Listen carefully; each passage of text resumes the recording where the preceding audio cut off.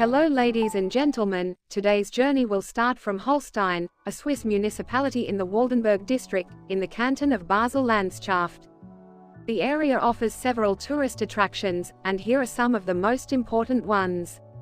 We will begin with the Waldenburg Castle, which is an impressive medieval castle situated on the hill of Waldenburg.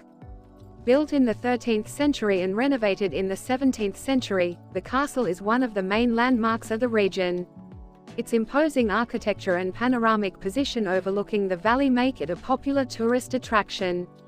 The castle is currently privately owned, but open to the public for guided tours on certain days of the year. During the visit, you can admire its historical rooms, courtyards, and chapel, as well as enjoy a splendid view of the surrounding region. Furthermore, considering today's video theme, we cannot fail to mention the Watchmaking Museum, located in La Chaux-de-Fonds, in the canton of Neuchâtel, Switzerland. It is one of the world's leading watchmaking museums. The museum exhibits a vast collection of historical watches, including some Oris models, covering the entire history of Swiss watchmaking from the 16th century to the present day. Among the displayed works are some of the most famous watches in the world, such as the Patek Philippe, caliber 89, which is the most complicated watch ever built, or the Breguet number 160, considered one of the first wristwatches. Additionally, the museum also offers guided tours, family workshops, and an extensive specialized library on watchmaking. The Watchmaking Museum is an essential stop for anyone passionate about watchmaking and wanting to learn about the history and evolution of Swiss watches. Moreover, the surrounding area of Holstein offers many opportunities for excursions and walks, including the Hauenstein hiking trail, which crosses the surrounding mountains and provides splendid panoramic views of the region. But, getting back to the topic at hand, today I would like to introduce you to another stronghold in the high-end jewelry sector. We will talk about the company Oris, specialized in the production of high-quality and prestigious watches, particularly famous for its diving watches and aviator watches. The company was founded in 1904, in Holstein, and its history begins when Paul Caton and Georges Christian established the company together. They named the company Oris, inspired by the name of the Oris River, which flows near the town. The founders already had significant knowledge in the watchmaking world, as Paul Caton was the son of a watchmaker, and Georges Christian had worked for the Swiss watchmaker Léon Hattot before joining Caton to establish Oris. The company became famous for its innovation and high quality of its watches. From the early stages, they stood out for their attention to employees, building villages dedicated to their families near the main facilities.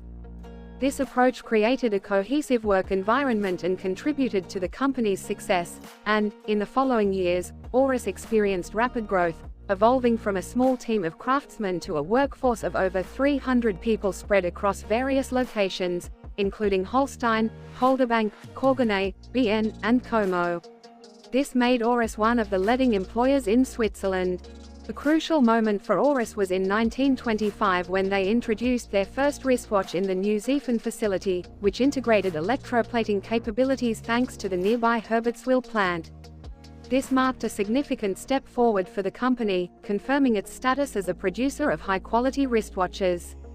After the passing of Georges Christian in 1927, Oskar Herzog joined Paul Caton as a partner and played a key role in the company for over 40 years.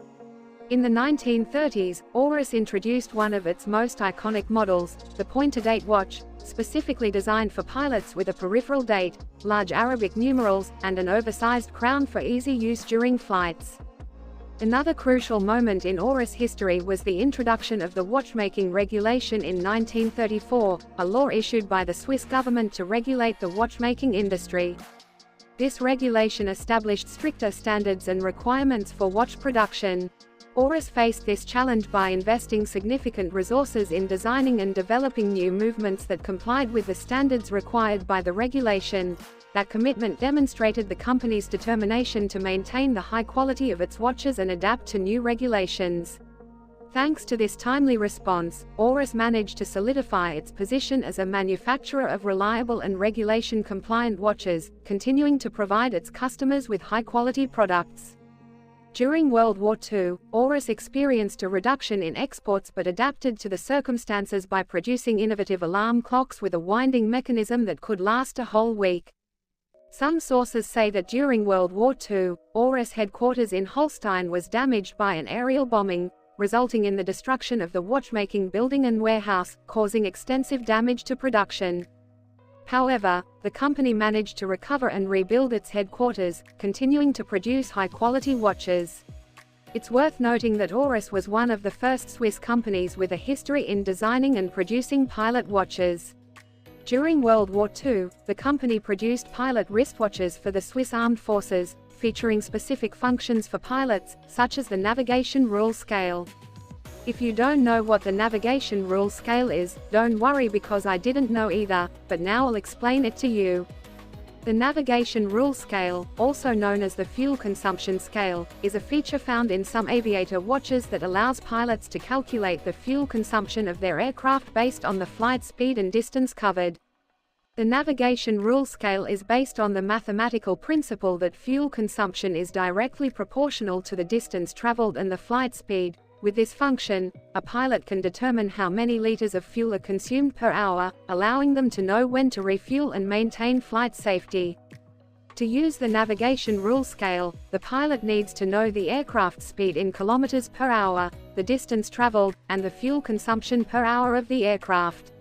These values are then used to calculate the total fuel consumption for the flight and plan for any necessary refueling stops. Some aviator watches, such as Oris Big Crown Propelot Collection, include a navigation rule scale on the watch dial, making this function even more accessible and practical for pilots. In 1965, Oris introduced its first dive watch, the Oris Diver 65. It was water-resistant up to 10 bars and had a 36 mm case. This means the watch was tested and certified to withstand water pressure at this depth, which is considered suitable for most recreational diving activities. The design was developed to meet the requirements of underwater activities and featured innovative characteristics for its time, such as an anti-reflective sapphire crystal and a unidirectional rotating bezel for calculating dive time. The modern version of the Oris Diver 65 retains the same iconic design and innovative features, including the unidirectional rotating bezel and scratch-resistant sapphire crystal. The watch was reintroduced in a modern version in 2015. It is important to note that while the Oris Diver 65 was designed for most recreational diving activities, the company also produces other models of dive watches, such as the Oris Prodiver, which can withstand greater depths and meet the requirements of technical and professional diving. But now, returning to the year 1966, we can say that it was the year when the lawyer and future president of the company, Dr. Rolf Portman, managed to have the watchmaking regulations repealed, which greatly limited the production and development of new movements. That same year, the 645 movement with 25 rubies and a lever escapement was produced and used in many models. In 1968, Oris obtained official certification from the Neuchâtel Observatory for the new 652 movement. However, the period of expansion lasted until the 1970s, with the company establishing itself as one of the top 10 watchmakers in Switzerland. The company was producing 1.2 million watches annually. But in the 70s and 80s, Japanese watch manufacturers like Seiko and Citizen began producing affordable and reliable watches, rapidly gaining market share worldwide. This forced many Swiss watch companies, including Oris, to downsize their production and focus on high-end luxury products. For a brief period, with the acquisition of the company by the AUSAG Group, Oris was even downgraded and placed in the lower-end market category. Additionally, the global economic crisis caused a further reduction in demand for luxury goods, including high-end Swiss watches. This led to a decrease in sales and profit margins for many Swiss watch companies, including Oris. However, in 1984, things changed with the arrival of Ulrich W. Herzog, who proactively addressed the difficult economic situation by focusing Oris production on high-quality and innovative mechanical watches, while also opening new markets such as Asia and the United States. These strategies allowed Oris to overcome the challenging economic situation of the 1990s and become one of the most important high-end Swiss watchmaking companies. Ulrich W. Herzog served as the CEO of Oris from 1984 to 1998, a period during which the company faced a difficult economic situation and managed to resurface. Thanks to his determination and long-term vision, Ulrich Herzog contributed to the company's revitalization, making it one of the leading high-end Swiss watchmaking companies. Subsequently, Oris dedicated further efforts to its revival by organizing significant events such as the Oris London Jazz Festival. In 1997, they created a limited edition watch to commemorate the transfer of sovereignty of Hong Kong to China. The connection with jazz is reflected in numerous collections inspired by great artists like Miles Davis, Frank Sinatra, Art Blakey, and many others. In 2002, the distinctive red rotor of Oris automatic movements was registered as a trademark, and, in 2003, Oris signed an agreement to become the official watch supplier for the BMW Williams F1 team, resulting in various sports watches, chronographs, and solar-tempo watches. The following year, on the occasion of the company's centenary, Oris produced a limited edition watch with only 1,904 numbered pieces, recalling the date of the Maison's founding. In 2009, Oris launched a limited edition watch dedicated to Bob Dylan, and, in 2011, Oris opened its first monobrand boutique in Kowloon, in the prestigious district of Hong Kong. In recent years, Oris has sought to innovate by presenting specific watches such as a diver from the Aquis collection with a depth gauge, another with a tide monitoring function, and several complicated timepieces with in-house calibers that include a weekly calendar function and an 8 or 10-day power reserve.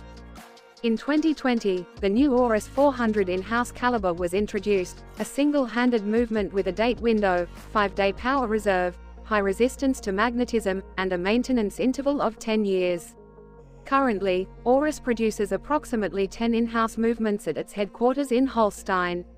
One of the most recent and successful models is the Propylot X, characterized by a titanium case and bracelet and a proprietary movement. During Watches and Wonders 2023, Oris unveiled a world-unique watch that combines a mechanical altimeter with an automatic winding mechanical movement, the Propylot Altimeter.